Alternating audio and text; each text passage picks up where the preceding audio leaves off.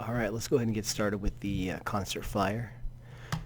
So I'm going to give you instructions on how to download everything and what to do with it. So first off, you click on the link and you got all these files, and you can just right click and download them one at a time, or you can download them all at once. But if you do that, you have to do an extra step, so probably just download them one at a time.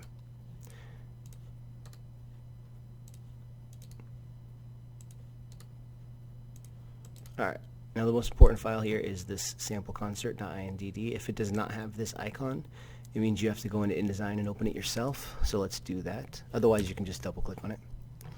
So I'm going to open up InDesign. If you have whatever the latest version is, 2019 or 2020. 2020 is better.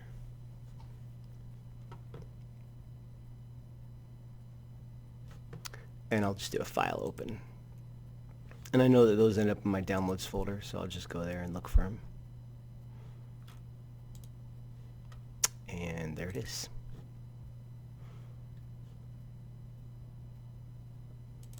So the first thing you're going to do is, it might not know these two fonts, which means it'll ask you right at the beginning, it'll pop up a little dialog saying, hey, do you want to activate these fonts? And just do that so that you have Gibbs Medium and Pulpo Gross. If it doesn't work, call me over and I'll see what I can do. So the next thing we want to do is save as and put your name on it. And right now it's in your downloads folder, and things in your downloads folder often get deleted. The computer will do that from time to time, so make sure you stick it into your Creative Cloud. And there we go. So these are the words that are going to be there. These obviously are not words that are going to be on the flyer. They're just telling you what fonts you're going to be using. So everything has to either be Gibbs Medium or Pulpo Rust 75. And this is your color scheme. In order to get this color scheme added to our swatches, if you go here and you click and hold on the color theme tool and you click on this, it'll add those colors. 1, 2, 3, 4, 5. And let's see, there should be some other options here. I think I'm trying to find one that has all of them. I guess we'll just go with colorful.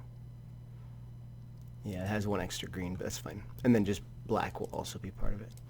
So, cool. Now let's just add that to our swatches by clicking on this button, and you can find that now under Window, Color, Swatches, and there it is. You can also add it to your library, and that would allow you to use it over and over again, and it gets put on the very top. Okay, we're done with that tool. Next thing, you'll notice that you have a lot of assets that were downloaded. If we go back into our downloads folder, you were given, this might get kind of messy, so you might want to sort it by date, and then they'll pop up either on the top or bottom. So I got these images here, and I got these Illustrator files. So let's open these guys up. If I click on one and hold down Shift and hit Enter, it'll open up all of these in Illustrator.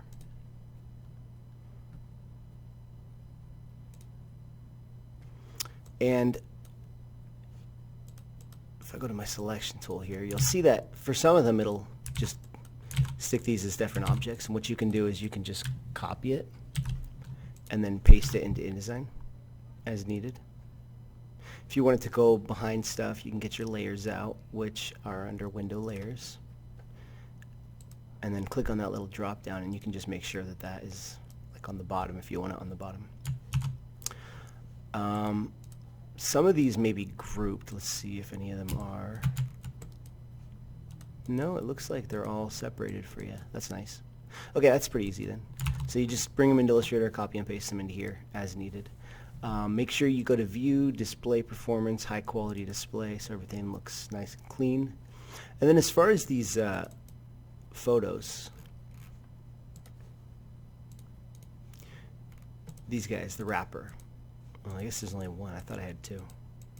I guess this is the same one twice. You can do a file place, and you can bring that wrapper, which is in my downloads,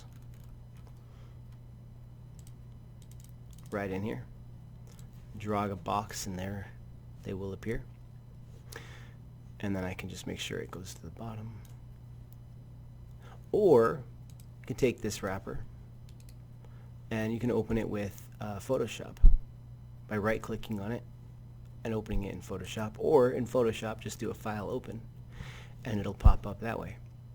And then from here, if you wanted to do something like a mask on it, we got this really cool new tool in Photoshop 2020 called the Object Selection tool.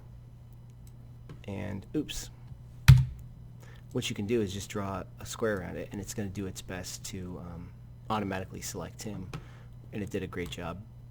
A couple areas that are a little messy, but then you click on this and it'll actually create a mask right around it.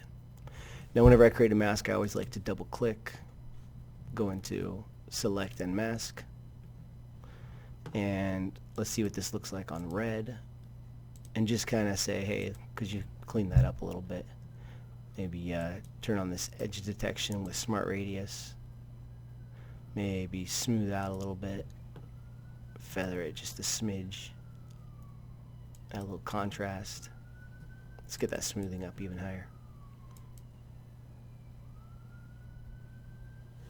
Not seeing a huge difference here. Let's see the before and after. Show original. And the difference one. You know, I really don't see a difference. Oh well, it's fine. We're not going to spend too much time trying to get this perfect mask here, so just don't worry about it. Let's do a file save as, and we can leave this as a PSD file, or you could turn it into a PNG file. Just don't do a JPEG. Either one will be fine, but I'll just do a PSD, and I'll throw that in my Creative Cloud. And then in InDesign, I'm going to do a file place.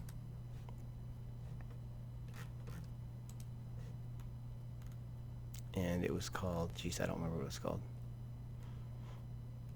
Wrapper. And now it replaces it with that one because I already had that selected.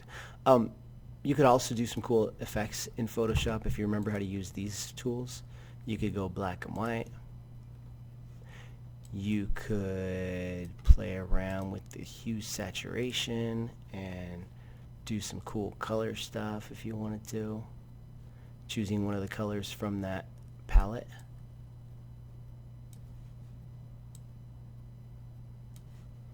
And then we can come on top of that with like a, I don't know, brightness and contrast, turn the contrast up. Get creative with that.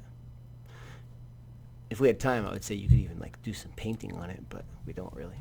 So, other than that, I think that's it. Use these colors, use these fonts, and only these colors and fonts.